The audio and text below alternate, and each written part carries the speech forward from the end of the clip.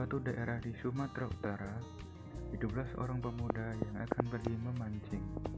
Setelah cukup lama ia melemparkan pancing, tak seekor ikan pun yang menyentuh umpannya.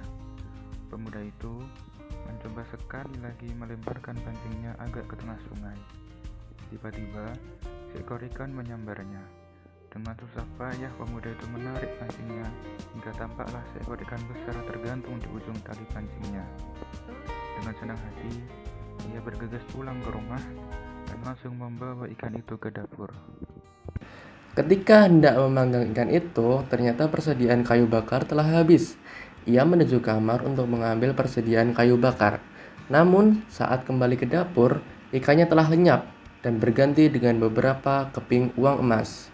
Dengan perasaan bingung, pemuda itu mengambil kepingan uang emas itu dan hendak menyimpannya di dalam kamar. Betapa terkejutnya saat membuka pintu kamar, ia melihat seorang gadis yang sangat cantik, yang ternyata adalah jelmaan dari ikan tadi. Gadis itu meminta untuk diperbolehkan tinggal di rumah itu. Akhirnya mereka pun menikah dengan syarat sang pemuda bersumpah tidak akan pernah mengungkit asal-usulnya. Setelah menikah, mereka pun dikaruniai seorang anak laki-laki.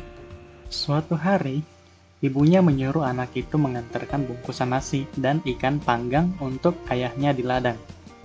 Di tengah perjalanan, tiba-tiba anak itu merasa lapar. Ia pun berhenti dan memakan sebagian isinya. Sesampainya di ladang, ia segera menyerahkan bungkusan itu kepada ayahnya. Sang ayah pun murka melihat isinya. Ia murka sambil berkata, "Dasar anak keturunan ikan."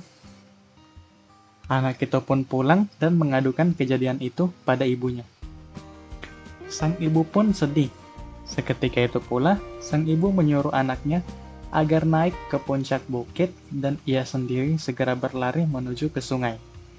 Saat ia berada di tepi sungai, cuaca yang semula cerah tiba-tiba berubah menjadi gelap gulita. Langit bergemuruh disusul petir yang menyambar-nyambar, disertai hujan yang sangat deras. Pada saat itulah, sang ibu segera melompat ke dalam sungai dan tiba-tiba berubah menjadi sebuah ikan besar.